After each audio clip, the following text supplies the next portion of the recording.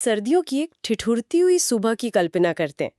बाहर बहुत कड़ी ठंड है और एक मोटा, नरम और वाकई बहुत गर्म कंबल किसी को पूरी तरह से ढके हुए हैं। उफ, वो एहसास ही बहुत, बहुत सुकून भरा होता है। है ना? बिल्कुल। बहुत महफूज लगता है वो। हाँ, और उस वक्त उस कंबल से बाहर निकलकर ठंडे फर्श पर पैर रखना मतलब किसी सजा जैसा लगता है। हम सबने ये महसूस किया है। हाँ, रोज सुबह की यही कहानी होती है। एग्जैक्टली लेकिन सोचिए, अगर वही सुकून देने वाला कंबल असल में इंसानी क्षमता को या लोगों के सपनों को धीरे धीरे खत्म कर रहा हो तो। ये एक बहुत गहरा सवाल है। आज हम इसी के बारे में इस गहन विश्लेषण यानी अपने इस डीप डाइव में बात करने वाले हैं। आज हमारा मिशन यही समझना है कि कैसे आराम की आदत लोगों की प्रगति को मार देती है और कैसे अनुशासन, जवाबदेही और मानसिक मजबूती से कोई भी इंसान अपनी छिपी हुई क्षमता को बाहर निकाल सकता है। सही कहा।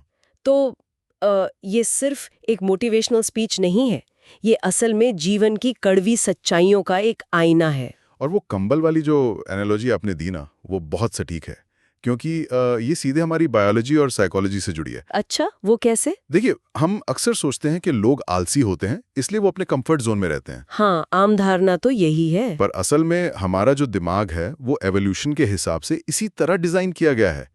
दिमाग का मुख्य काम है एनर्जी बचाना और इंसान को सुरक्षित रखना, जिसे हम बायोलॉजी में होम्योस्टेसिस कहते हैं। तो मतलब वो हमें बचा रहा है? बिल्कुल। जब कोई इंसान उस गर्म कंबल में होता है, तो दिमाग को लगता है कि यहाँ कोई खतरा नहीं है, कोई एनर्जी खर्च नहीं करनी पड़ेगी, इसलिए वो उस सुकून को ना एक रिवॉर्ड की तरह देखता है। ठीक है, आइए इसे थोड़ा खोलकर समझते हैं। तो इसका मतलब ये हुआ कि जब हम कंफर्ट जोन से बाहर निकलने की कोशिश करते हैं, तो हम असल में अपनी बायोलॉजी के खिलाफ लड़ रहे होते हैं। हाँ, एक तरह से बिल्कुल। ये तो बड़ा अजीब मतलब कॉन्ट्रडिक्शन है। एक तरफ लोगों को लगता है कि जीवन का मकसद आरामदायक जिंदगी पाना है। हाँ, अच्छा पैसा हो, आराम हो। वही तो। लेकिन दूसरी तरफ हमारा स्रोत ये कहता है कि विकास तब शुरू होता है जब आराम खत्म होता है। तो मैं ये सोच रही थी कि क्या जीवन में बिना दर्द और शर्मिंदगी के आगे बढ़ना वाकई असंभव है? यहाँ जो सबसे हैरान करने वाली बात है, वो ये कि हाँ, ये बिल्कुल असंभव है। वाओ! स्रोत इस बात को बहुत क्लियर करता है कि जीवन का डिजाइन आरामदायक बनने के लिए नहीं है, ये लगातार हमारी परीक्षा लेने के लिए है। इसे समझने के लिए एक फिजिकल मैकेनिज्म देखते हैं। ठीक है। जब कोई जिम में जाकर हैवी वेट्स उठाता है, भारी वजन उठाता है, तो दरअसल उसके अंदर क्या होता है? मसल्स थक जाती हैं? हाँ, और उसकी मांसपेशियों के जो फाइबर्स होते हैं ना, उनमें छोटे छोटे माइक्रो टीयर्स आते हैं, वो फिजिकली टूट जाते हैं। ओह, मतलब वो डैमेज हो रहे हैं। एग्जैक्टली ये बहुत दर्दनाक होता है। लेकिन जब वो हील होते हैं, जब वो ठीक होते हैं, तो वो पहले से ज्यादा मजबूत और बड़े होते हैं, ताकि अगली बार वो उस वजन को आसानी से उठा सकें। जिसे हम हाइपरट्रॉफी कहते हैं ना? बिल्कुल सही। अब स्रोत इसी सेम कॉन्सेप्ट को मन और आत्मा के साथ जोड़ता है। इंसान के मन और आत्मा के लिए हेवी वेट्स क्या हैं? शायद मुश्किल है। हाँ, वो है कठिन समय, रिजेक्शन, डर और फेलियर। अच्छा। जब लोग उन भारी हालातों का सामना करते हैं तो उनकी मानसिक मांसपेशियों में वो माइक्रोटीयर्स आते हैं। अगर हम न्यूरोप्लास्टिसिटी की बात करें तो दिमाग नए न्यूरल पाथवेज तभी बनाता है जब उसको किसी ऐसी चुनौती का सामना करना पड़ता है जिसके लिए वो पहले से तैयार नहीं था। तो अगर कोई हमेशा सेफ खेल रहा है तो जो लोग हमेशा सेफ खेलते हैं उनका दिमाग उन इस्तेमाल ना होने वाले पाथवेज को प्रून कर देता है, यानी काट देता है। वेट, सच में? हाँ, उनकी मानसिक क्षमता असल में सिकुड़ने लगती है। रुकिए, ये बहुत बड़ी बात है। यानी सेफ प्ले करना असल में इंसान को मेंटली कमजोर कर रहा है। हाँ, हम तो सोचते हैं कि हम डर या दर्द से बच रहे हैं। बिल्कुल। हम सोचते हैं हम खुद को बचा रहे हैं, लेकिन असल में हम अपनी कैपेसिटी को श्रिंक कर रहे हैं। वाह। आराम कुछ पलों के लिए शांति दे सकता है, लेकिन ये लंबे समय के लिए एक ट्रैप है। जब कोई इंसान दर्द महसूस नहीं करना चाहता या शर्मिंदा होने से डरता है, तो वो अपने स्ट्रेच होने की, फैलने की क्षमता को ब्लॉक कर देता है। तो जो लोग सफल होते हैं उनका क्या हाल? दुनिया में हर उस व्यक्ति ने, जिसे लोग आदर्श मानते हैं, ऐसी स्थितियों का सामना किया है जहां उसे नहीं पता था कि अगले पल क्या होगा। उन्होंने उस अनकंफर्ट को अपना नॉर्मल बनाया है। ओके, तो मान लीजिए किसी ने ये बात समझ ली, उसने उस गर्म कंबल को फेंक दिया और ठंडे फर्श पर पैर रख दिया, उसने चुनौतियों को गले लगाने का फैसला कर लिया। बहुत अच्छी बात है। लेकिन यहाँ एक प्रैक्टिकल प्रॉब्लम आती है। जब लोग अपना कंफर्ट जोन छोड़ते हैं तो शुरू में तो बहुत मोटिवेशन होता है, एकदम आग लगी होती है। हाँ, नया नया जोश होता है। लेकिन कुछ दिन बाद वो मोटिवेशन हवा हो जाता है। स्रोत में एक लाइन है, मोटिवेशन पर निर्भर मत रहो, सिस्टम पर निर्भर रहो। एग्जैक्टली। तो इस सब का आखिर मतलब क्या है? मैं यहाँ थोड़ा डेविल्स एडवोकेट प्ले करना चाहूंगी। क्या बिना मोटिवेशन के कुछ भी बड़ा करना पॉसिबल है? मतलब उन दिनों का क्या, जब इंसान पूरी तरह से थका हुआ और निराश महसूस करता है? सही बात है। जब कोई तालियां नहीं बजा रहा होता है, तब अनुशासन कैसे काम करता है? ये एक बहुत महत्वपूर्ण सवाल खड़ा करता है, क्योंकि मोटिवेशन असल में एक जज्बात है, एक टेम्पररी केमिकल स्पाइक है दिमाग में, मुख्य रूप से डोपामीन का। अच्छा, तो ये बस केमिकल्स का खेल है। हाँ, और दिमाग हमेशा उस हाई डोपामीन स्टेट में नहीं रह सकता, वो क्रैश करेगा ही करेगा। राइट। मोटिवेशन आती है और चली जाती है। जब कोई इंसान सिर्फ मोटिवेशन पर डिपेंड करता है तो वो अपने गोल्स को एक बहुत ही अनस्टेबल, अस्थिर नींव पर खड़ा कर रहा है। तो फिर सोल्यूशन क्या है? यहीं पर अनुशासन यानी डिसिप्लिन की जरूरत पड़ती है। अनुशासन का मतलब ही यही है कि आप तब भी काम करें जब आपका मन बिल्कुल ना हो। अनुशासन कैसे अलग है मोटिवेशन से, स्पेसिफिकली अगर हम दिमाग के लेवल पर बात करें? देखिए, मोटिवेशन हमारे दिमाग के इमोशनल सेंटर से आता है, लेकिन डिसिप्लिन एक सिस्टम है जो समय के साथ दिमाग के बेसल गैंग्लिया में ट्रांसफर हो जाता है। Basal ganglia? हाँ, ये दिमाग का वो हिस्सा है जहां हमारी आदतें स्टोर होती हैं। डिसिप्लिन कोई एक अचानक किया गया बड़ा धमाकेदार काम नहीं है। ये वो छोटे छोटे उबाऊ रोजमर्रा के काम है जिन्हें करने का बिल्कुल मन नहीं करता है। जैसे कि सुबह जल्दी उठना। बिल्कुल, सुबह जल्दी उठना, थकान होने पर भी अभ्यास करना, सही खाना खाना। जब अनुशासन एक सिस्टम बन जाता है तो उसे करने के लिए इंसान को अपनी कॉन्शियस विल पावर यानी इच्छा शक्ति खर्च नहीं करनी पड़ती। वो बस ऑटो पायलट पर होता है। एग्जैक्टली, वो ऑटो पायलट पर चला जाता है। तो मोटिवेशन एक तरह से शुगर रश की तरह है, और डिसिप्लिन इज लाइक रोज अपनी सब्जी खाना, चाहे स्वाद आए या ना आए। हाँ, बहुत बढ़िया उदाहरण है। और इस डिसिप्लिन को ट्रैक पर रखने के लिए एक और चीज की जरूरत होती है जिसे स्रोत ने बहुत हाईलाइट किया है। वो क्या है? अकाउंटेबिलिटी यानी जवाबदेही। हाँ, ये एक इंटरेस्टिंग कॉम्बो है। स्रोत कहता है कि अनुशासन और जवाबदेही दोनों एक साथ होने चाहिए। बिल्कुल। अगर इनमें से एक भी मिसिंग हो तो क्या होगा? मान लीजिए मेरे पास डिसिप्लिन है पर अकाउंटेबिलिटी नहीं है, तो उसका क्या नतीजा निकलेगा? अगर किसी के पास सिर्फ अनुशासन है पर जवाबदेही नहीं है तो वो एक माइंडलेस मशीन बन जाता है। मतलब बिना सोचे समझे काम करने वाला। हाँ, वो व्यक्ति दीवार से सिर टकराता रहेगा बिना ये सोचे कि दीवार टूट क्यों नहीं रही।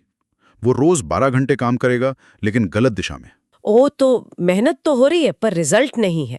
और दूसरी तरफ अगर जवाबदेही है पर अनुशासन नहीं है तो उस इंसान को पता तो होगा कि वो कहाँ गलती कर रहा है, पर उसको ठीक करने का एफर्ट वो कभी नहीं डाल पाएगा। यानी वो बस गिल्ट में रहेगा। एग्जैक्टली, वो रोज अफसोस करेगा पर अगले दिन फिर वही गलती दोहराएगा। तो डिसिप्लिन बिना अकाउंटेबिलिटी के बिना स्टीयरिंग व्हील वाले इंजन की तरह है, और अकाउंटेबिलिटी बिना डिसिप्लिन के बिना इंजन वाले स्टीयरिंग व्हील की तरह है।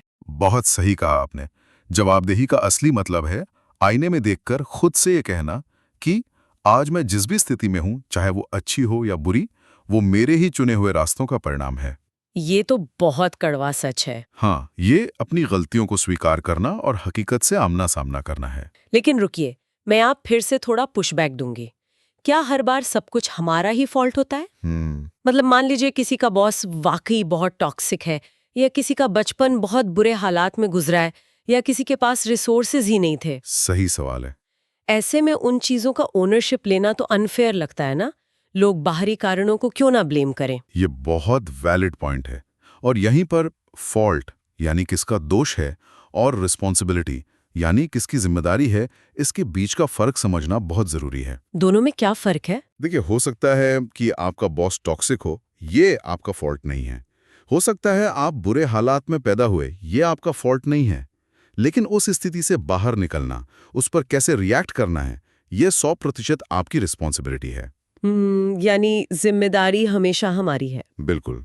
स्रोत कहता है कि अपने हालात के लिए माता पिता, बॉस या परिस्थितियों को दोष देना सबसे आसान काम है, लेकिन जब इंसान किसी और पर दोष मढ़ता है ना, हाँ, तो वो अपनी पावर उस दूसरे व्यक्ति या हालात को दे देता है। वाओ, यानी जब मैं कहती हूँ कि मैं इसलिए आगे नहीं बढ़ पाई क्योंकि इकोनॉमी खराब है, तो मैं ये मान रही हूँ कि मेरे पास खुद को बदलने की पावर ही नहीं है। सही समझे आप। दोष देना एसेंशियली खुद को शिकार यानी विक्टिम मान लेना है। और ये बहुत डैमेजिंग है। बहुत ज्यादा। जब लोग आईने में देखकर अपनी गलतियों और अपने हालात को ओन करते हैं तो वो शर्मिंदा होने के लिए ऐसा नहीं करते, वो अपनी पावर वापस लेने के लिए करते हैं। पावर वापस लेने के लिए, ये बहुत पावरफुल है। क्योंकि अगर आपके किसी गलत फैसले ने आपको यहाँ लाकर खड़ा किया है तो आपका ही एक नया बेहतर फैसला आपको यहाँ से बाहर भी निकाल सकता है। ये तो एक टोटल पैराडाइम शिफ्ट है, विक्टिम मेंटालिटी से निकलकर क्रिएटर मेंटालिटी में आना। बिल्कुल।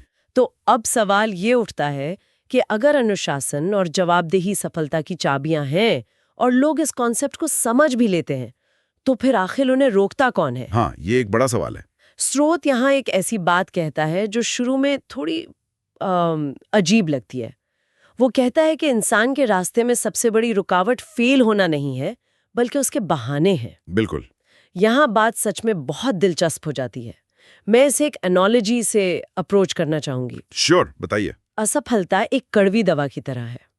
जब कोई फेल होता है तो वो उस मेडिसिन को कंज्यूम करता है।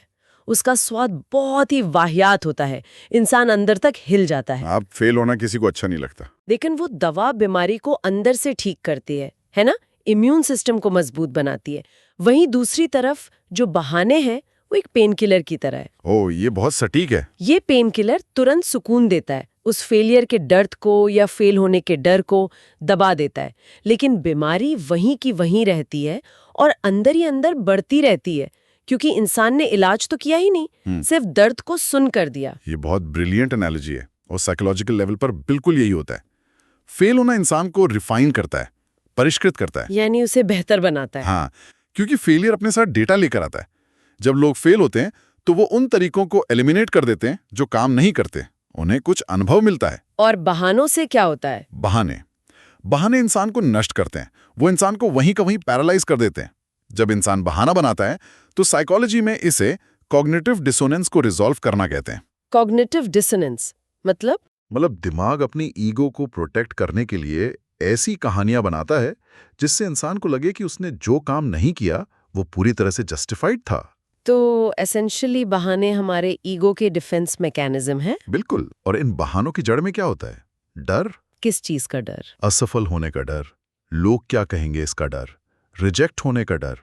जब लोग डरते हैं तो वो परफेक्ट समय का इंतजार करने लगते हैं। हाँ, जैसे मैं बिजनेस स्टार्ट करूंगी जब इकोनॉमी ठीक हो जाएगी, या मैं जिम तब जाऊंगा जब नया गियर आ जाएगा। लेकिन स्रोत एक्सप्लिसिटली कहता है कि परफेक्ट कंडीशंस जैसी कोई चीज एग्जिस्ट ही नहीं करती। वो कभी नहीं आती। ये सिर्फ एक इल्यूजन है। यानी जब कोई कहता है मैं नहीं कर सकता तो वो एक्चुअली कह रहा होता है मैं कोशिश ही नहीं करूंगा। एग्जैक्टली।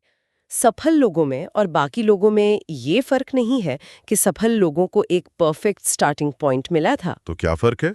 फर्क ये है कि सफल लोगों ने इम्परफेक्ट हालात में बिना प्रॉपर रिसोर्सेज के आगे बढ़ना शुरू कर दिया। उन्होंने बहाने बनाने बंद किए और उन परिस्थितियों में एक्शन लिया जो आदर्श नहीं थी।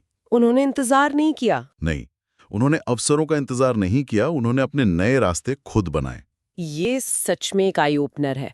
मतलब हर बहाना उस इंसान और उसकी असली क्षमता के बीच एक ईंट की दीवार खड़ी कर रहा है। बिल्कुल। और हर एक्शन उस दीवार को तोड़ने वाला एक हथौड़ा है। क्या बात है। तो इस डर और बहानों के शिकंजे को तोड़ने के लिए और लगातार काम करने के लिए जिस चीज की सबसे ज्यादा जरूरत पड़ती है उसे स्रोत मेंटल टफनेस या मानसिक मजबूती का नाम देता है। हाँ, ये बहुत क्रिटिकल पॉइंट है। स्रोत में एक बहुत पावरफुल लाइन है, सुधार एक चुनाव है, कोई उपहार नहीं। यानी improvement is a choice not a gift. बिल्कुल। तो क्या इसका मतलब ये है कि किसी भी इंसान की वर्तमान स्थिति चाहे कितनी भी खराब क्यों ना हो, वो सिर्फ एक फैसले से बदलाव शुरू कर सकता है? अगर हम इसे बड़ी तस्वीर से जोड़कर देखें तो ये स्टेटमेंट इसलिए जरूरी है क्योंकि हम सोसाइटी में टैलेंट को या जन्मजात गुणों को बहुत ग्लोरीफाई करते हैं। हाँ, हमें लगता है कि जो लोग टॉप पर हैं वो किसी सुपर ह्यूमन डीएनए के साथ पैदा हुए थे। एग्जैक्टली। लेकिन स्रोत क्लियर करता है कि मानसिक मजबूती और लगातार बेहतर होने की जो जिद है वो जेनेटिक से नहीं आती, ये एक एक्टिव चॉइस है, एक चुनाव है। हाँ, सुधार बाय चांस नहीं होता। हर वो व्यक्ति जिसने अपनी लाइफ में कुछ एक्स्ट्रा ऑर्डिनरी किया है, उसने किसी न किसी टर्निंग पॉइंट पर ये कॉन्शियस डिसीजन लिया होगा कि इस साधारण से जीवन में रहना अब मुझे स्वीकार नहीं है। एक फैसला। मानसिक मजबूती उसी एक फैसले को हर रोज, हर सुबह जिंदा रखने का प्रोसेस है। यहाँ मैं फिर से आपसे उल्टा सवाल करूंगी, बताइए। क्योंकि आजकल हम सोसाइटी में टॉक्सिक हसल कल्चर के बारे में बहुत सुनते हैं। मेंटल हेल्थ पे बहुत डिस्कशन हो रहा है। हाँ, ये कॉमन कंसर्न है। तो क्या मेंटल टफनेस का मतलब ये है कि इंसान एक रोबोट बन जाए, अपनी भावनाओं को पूरी तरह से इग्नोर करे, बर्नआउट होने तक बस ग्राइंड करता रहे और दर्द का दिखावा भी ना करे? ये तो बिल्कुल हेल्दी नहीं लगता। इस बैलेंस को स्रोत कैसे अप्रोच करता है? ये बहुत जरूरी सवाल है, क्योंकि ये आखिरी चीज है जो स्रोत कहना चाहता है। मानसिक मजबूती का मतलब ब्लाइंड ग्राइंडिंग या टॉक्सिक हसल बिल्कुल नहीं है। अच्छा। और सबसे इंपॉर्टेंट बात, इसका मतलब भावनाओं को मार देना या उन्हें खत्म करना तो बिल्कुल भी नहीं है। तो फिर क्या है? साइकोलॉजी में इसे इमोशनल सप्रेशन यानी भावनाओं को दबाना नहीं, बल्कि इमोशनल रेगुलेशन यानी भावनाओं को नियंत्रित करना कहते हैं। दोनों में फर्क क्या है? सप्रेशन का मतलब है आपको डर लग रहा है पर एक्ट कर रहे हैं कि डर नहीं लग रहा। ये अंदर ही अंदर इंसान को कंज्यूम कर लेता है। हाँ, वो खोखला कर देता है। लेकिन इमोशनल रेगुलेशन या मानसिक मजबूती का मतलब है उस अराजकता और तूफान के बीच खड़े होकर ये मानना कि हाँ, मुझे डर लग रहा है, हाँ, मैं थका हुआ हूं। अपनी फीलिंग्स को एक्नॉलेज करना। एग्जैक्टली। लेकिन साथ ही ये कहना कि मैं इन अस्थायी भावनाओं को अपने स्थायी लक्ष्यों को डिसाइड नहीं करने दूंगा, मैं हार नहीं मान रहा। वाओ। आप इमोशंस को फील करते हैं पर उन्हें ड्राइविंग सीट पर नहीं बैठने देते, आप उन्हें बस डेटा की तरह यूज करते हैं। So it's like sitting in the car with your emotions but not letting them steer the wheel. बहुत सही। अस्थायी भावनाओं को स्थायी लक्ष्यों को नष्ट मत करने दो। ये सच में बहुत पावरफुल है। लेकिन एक प्रॉब्लम और आते हैं यहाँ पे। वो क्या? वृद्धि यानी जो ग्रोथ है वो अक्सर बिल्कुल खामोश होती है। मेरा मतलब है कोई इंसान रोज मेहनत कर रहा है, अनुशासन दिखा रहा है, बहाने नहीं दे रहा, लेकिन रिजल्ट जीरो है। हाँ, प्लाटो इफेक्ट। वही, जहां लगता है कि कुछ बदल ही नहीं रहा। तब इंसान क्या करे? जब परिणाम तुरंत ना दिखें, सबसे ज्यादा लोग तो तभी हार मानते हैं ना। बिल्कुल। और इस फेज को साइलेंस ऑफ ग्रोथ यानी विकास का सन्नाटा कहा जाता है। विकास का सन्नाटा? यही वो वक्त होता है जहां प्रोसेस पर 100% भरोसा करना होता है। बायोलॉजी में जब एक बीज जमीन के अंदर होता है तो महीनों तक बाहर कुछ नहीं दिखता। हाँ, ऊपर से तो जमीन वैसी ही लगती है, लेकिन अंदर ही अंदर उसकी जड़ें जमीन में और गहरी हो रही होती हैं। अगर उस वक्त आप सोचे कि अरे कुछ नहीं हो रहा और जमीन खोद दें तो वो पौधा वहीं मर जाएगा। ओह बिल्कुल। दिमाग और लाइफ दोनों इसी तरीके से काम करते हैं। जिंदगी आसान नहीं होती, हमें अपनी जड़ें और डीप करनी पड़ती हैं। रिजल्ट्स आएंगे, लेकिन उस अंडरग्राउंड फेज में आपको क्विट नहीं करना है, हार नहीं माननी है। दर्द कुछ समय का होता है, हो सकता है 1 महीना या 1 साल, लेकिन क्विट करना, हार मान लेना, वो हमेशा के लिए आपकी आइडेंटिटी बन जाता है। दर्द अस्थायी है, लेकिन हार मान लेना हमेशा के लिए रह जाता है। और यहाँ पर मुझे एक और बहुत गहरी बात समझ आ रही है। क्या? ये किसी एक मैजिक मोमेंट के बारे में नहीं है। कोई एक ऐसी सुबह नहीं आएगी जब पीछे बैकग्राउंड म्यूजिक बजे और कोई अचानक से सब बदल दे। कोई सुबह उठकर अचानक से सफल नहीं हो जाता। बिल्कुल नहीं। ये उन सैकड़ों छोटे छोटे अनदेखे फैसलों का नतीजा है जो इंसान रोज लेता है। एग्जैक्टली। जब दिमाग कहता है फोन स्क्रॉल कर लो और इंसान कहता है नहीं मुझे काम करना है। जब मन करता है आराम करने का और वो मेहनत चुनता है। यही माइक्रो डिसीजंस है जो मोमेंटम बिल्ड करते हैं। और इसी के साथ एक और गलतफहमी दूर हो जाती है। कौन सी? आपको एक रात में परफेक्ट होने की जरूरत नहीं है। बेसलाइन सिर्फ इतनी है कि आज अपने कल से थोड़ा बेहतर बनना है। और इस सफर में सबसे बड़ी और शायद थोड़ी कड़वी सीख यही है कि कोई और आपको बचाने नहीं आने वाला। कोई रेस्क्यू मिशन नहीं है। कोई नहीं। किस्मत, टैलेंट, प्रॉपर कंडीशंस या किसी मसीहा के आने का इंतजार करना बस एक भ्रम है। किताबें पढ़ी जा सकती हैं, पॉडकास्ट सुने जा सकते हैं, लेकिन पुशअप्स आपको खुद ही लगाने पड़ेंगे। बिल्कुल। जब तक व्यक्ति फिजिकली और मेंटली एक्शन नहीं लेता, रियलिटी में कुछ नहीं बदलता। ताकत हमेशा उस इंसान के हाथ में थी और रहेगी जो एग्जीक्यूशन करता है। तो अगर हम इन सारी बातों का, इस पूरे डीप डाइव का एक निचोड़ निकालें तो वो इस बात पर आकर रुकता है कि हर इंसान को खुद का सबसे बेहतरीन वर्जन बनने की पूरी जिम्मेदारी खुद ही लेनी होगी। 100%। कोई और बचाव के लिए नहीं आने वाला। विक्टिम मेंटालिटी एक बहुत ही कंफर्टेबल कंबल हो सकती है, लेकिन वो धीरे धीरे हमारा दम घोट रही है। सही बात है। परिस्थितियां चाहे कितनी भी अनुचित क्यों ना रही हो, अतीत में चाहे जो भी हुआ हो, आज उस पर कैसे प्रतिक्रिया देनी है, इसका नियंत्रण हमेशा इंसान के हाथ में होता है। और यही सच्ची आज़ादी है। बिल्कुल। जब इंसान हर चीज़, अपना समय, अपनी मेहनत, अपनी फेलियर और अपनी सक्सेस, सबका ओनरशिप खुद ले लेता है, तब वो एक पैसिव ऑब्जर्वर से अपनी कहानी का एक्टिव क्रिएटर बन जाता है। क्या बात है। अपनी कमियों को पहचानना, ईगो को साइड रखकर उन्हें स्वीकार करना और उन पर काम करना ही असली ग्रोथ है। तो ये जीवन, हमारे विकल्प और हमारी हर दिन की मेहनत ही हमारी अपनी कहानी लिखते हैं। ये फैसला हमारा है कि हम बहानों से भरी कहानी लिखना चाहते हैं या एक ऐसी कहानी जहां हमने अपने डर का सामना किया और मजबूत बनकर उभरे। बिल्कुल। वही कंबल जिसे हमने शुरू में सुकून माना था, वो दरअसल हमारी असली क्षमता को ब्लॉक कर रहा था। उस आराम की लेयर को हटाकर उस कड़वी ठंड और मेहनत को गले लगाना ही वो एकमात्र रास्ता है उस ताकत तक पहुंचने का जो हमारे अंदर हमेशा से मौजूद थी। बहुत खूब कहा आपने। अब एपिसोड खत्म करने से पहले एक विचार जो हम छोड़कर जाना चाहेंगे।